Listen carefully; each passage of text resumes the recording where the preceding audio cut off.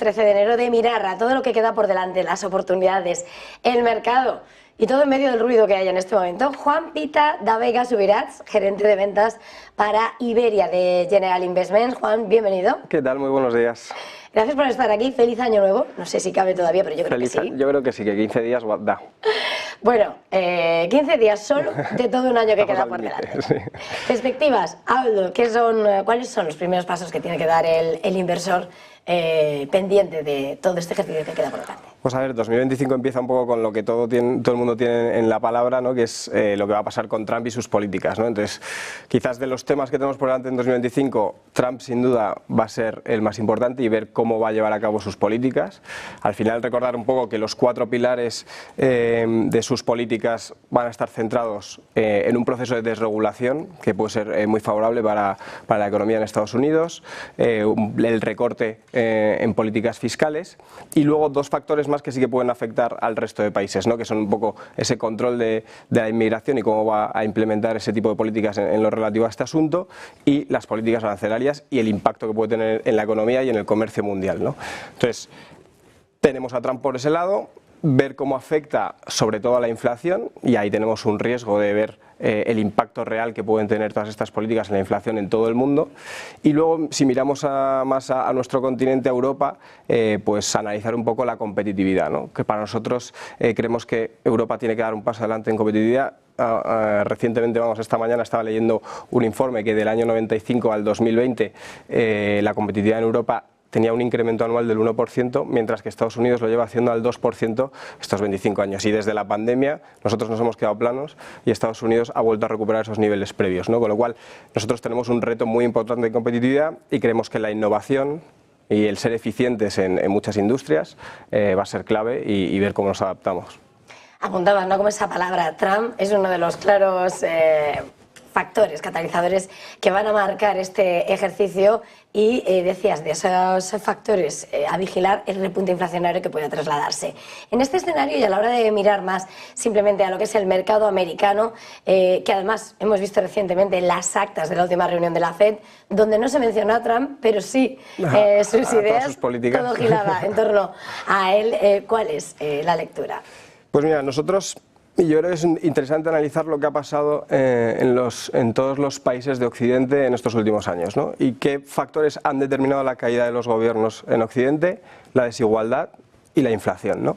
La desigualdad, vamos a ver cómo las políticas de Trump son capaces de afrontar esto, y luego la inflación. Y la inflación, al final no hay que perder de vista que Trump tiene elecciones de medio mandato en 2 años, ¿no? ¿Va a estar dispuesto a que la inflación se dispare en Estados Unidos con el riesgo que puede tener eso en unas elecciones de medio mandato, donde toda la gente se le puede echar encima, y que es los factores que han desencadenado la caída de otros gobiernos alrededor del mundo?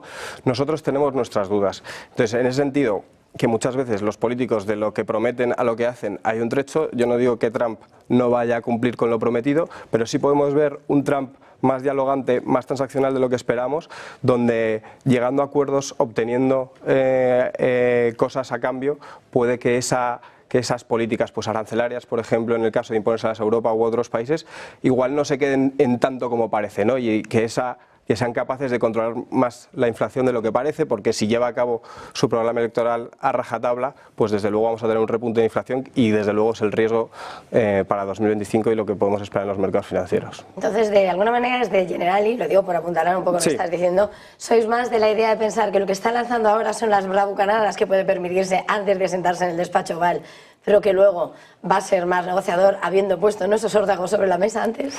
Nosotros desde General Investments creemos que eso desde luego puede jugar un papel importante, porque, como digo, tienes elecciones de medio mandato y tu interés debe ser que no se dispare esa inflación, porque es un elemento muy peligroso y que está haciendo caer los gobiernos alrededor del mundo, con lo cual podemos ver un Trump más dialogante, llegando a acuerdos. Tiene muchos elementos con los que jugar para salir victorioso en todos esos escenarios, y en ese sentido, pues eso, como decíamos, que no lo lleve tan a rajatabla, sino que veamos un Trump más transaccional, que decimos desde Generali, y que esa inflación se pueda controlar de alguna forma, ¿no? Estamos hablando del mercado americano, la huella de Trump, pero si hay algo que vigilemos todo este tiempo son los 7 magníficos, esa renta fija americana ahora mismo además con el punto de mira en ese Treasury, ese punto latiente. Pero bueno, mirando siempre más largoplacista que no, que es el ruido intradía, ¿cuál es vuestra visión?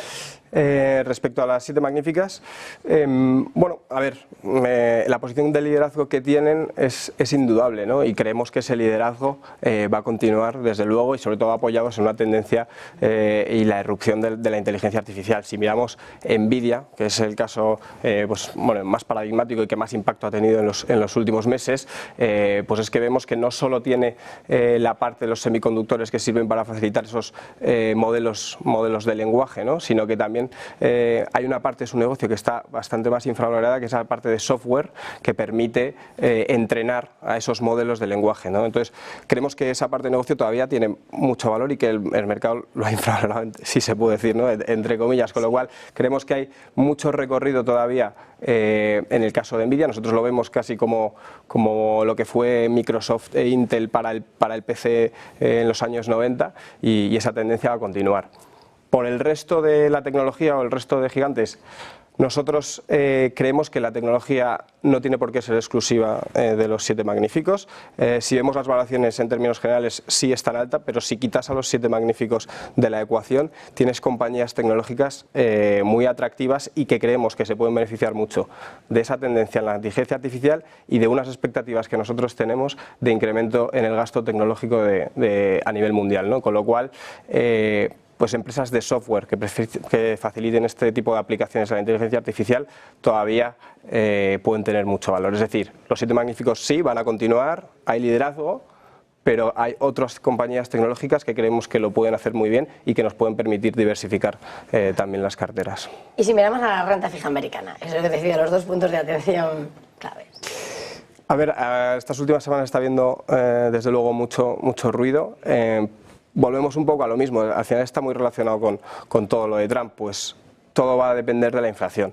En nuestras expectativas, pues te diría que hace un mes y medio estábamos viendo el Treasury a finales de año en torno al 3,75. Como digo, van a estar dependientes de los datos y es posible que esas bajadas de tipos no lleguen tan aceleradamente en Estados Unidos y que el Treasury se pueda quedar todavía un poco más estancado en esos niveles y que esa bajada de tipos prometida pues no llegue tan rápido. Cosa contraria a lo que esperamos para Europa, donde sí esperamos una aceleración en las bajadas de tipos. Y a la hora de analizar por qué debemos considerar esa deuda gubernamental, ¿no? Esos govies, como una buena oportunidad de inversión este año y qué puede ofrecer al inversor. Sí, nosotros desde General Investments lo que vemos es la deuda gubernamental europea y donde nos vamos a centrar.